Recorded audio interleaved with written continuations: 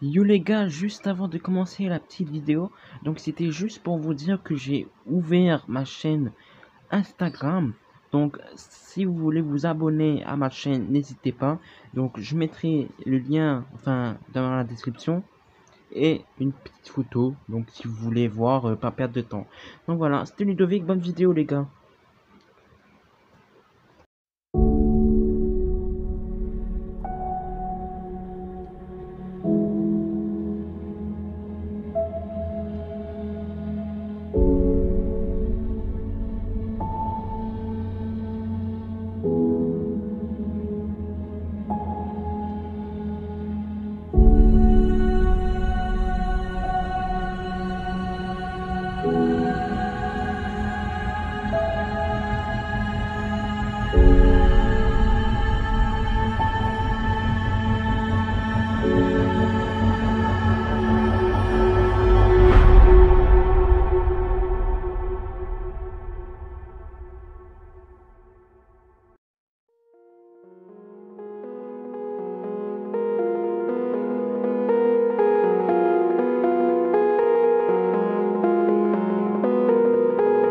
Marie-Dominique Leroux de Météo France. Je travaille sur le projet BRIO, Building Resilience in the Indian Ocean, qui a pour objectif de doter les pays de la région Commission Océan Indien de simulations climatiques régionales à haute résolution. Ce projet donc utilise un modèle régional climatique à 12 km de résolution et fait un zoom sur notre bassin finalement des projections climatiques globales de l'exercice en cours du GIEC pour différents types de scénarios comme le plus pessimiste, le SSP 585 et le scénario optimiste. Donc le projet BRIO est un projet qui a trois objectifs. Le premier, c'est d'affiner le diagnostic lié au changement climatique au niveau des États de la zone océan Indien. C'est-à-dire qu'on a aujourd'hui un constat clair en termes d'évolution du climat à l'échelle globale. Par contre, il est important d'affiner à l'échelle régionale ce constat sur les îles de l'océan Indien. Le deuxième objectif, c'est vraiment de créer une dynamique régionale sur le sujet en faisant monter en compétence des experts de tous les pays de la zone sur ces notions de régionalisation du changement climatique.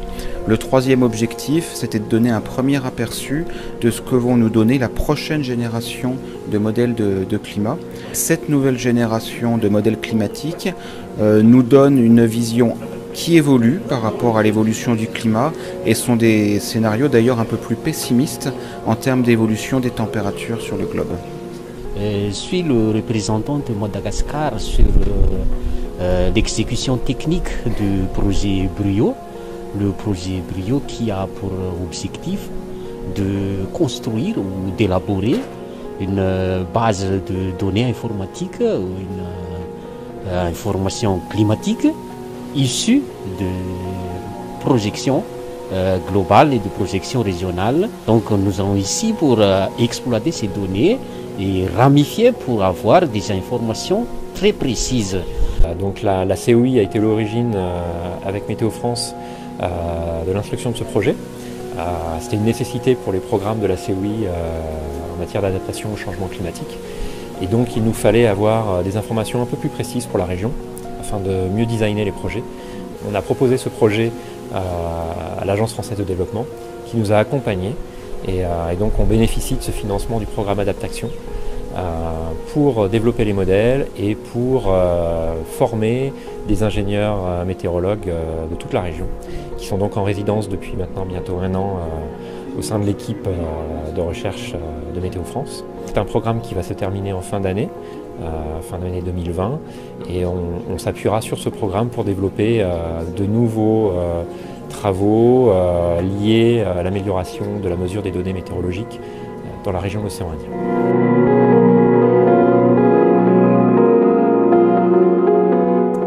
Alors ce qu'on prévoit là pour l'instant pour les premiers résultats affichés de ce projet sur la zone océan Indien, c'est un assèchement global de la zone avec plus particulièrement une baisse des précipitations dans le deuxième semestre de l'année. On prévoit aussi à l'horizon 2100 pour le scénario pessimiste, c'est un réchauffement des températures de l'ordre de 3 à 5 degrés, donc plus prononcé sur les parties continentales comme la grande île de Madagascar ou le continent africain. les températures pourraient atteindre plus 5 degrés par rapport au normal de la période 81-2010. Premier message, c'est qu'on aurait un réchauffement plus important que ce que prévoyaient donc, les scénarios utilisés dans le dernier rapport du GIEC, avec environ 1 degré de réchauffement additionnel sur la zone, donc c'est-à-dire pour la Réunion des scénarios pessimistes qui nous donnent un réchauffement moyen de l'ordre de 4 degrés. 4 degrés c'est énorme, hein, c'est quasiment la différence que l'on a à l'échelle annuelle entre la saison fraîche et la saison chaude.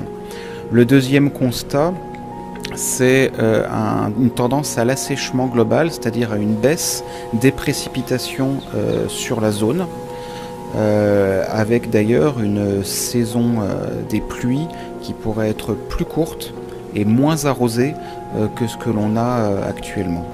Une projection pour Madagascar, du point de vue précipitation, on a constaté une diminution de précipitations à Madagascar, surtout sur la partie haute-terre et la partie nord-ouest et la partie sud-ouest.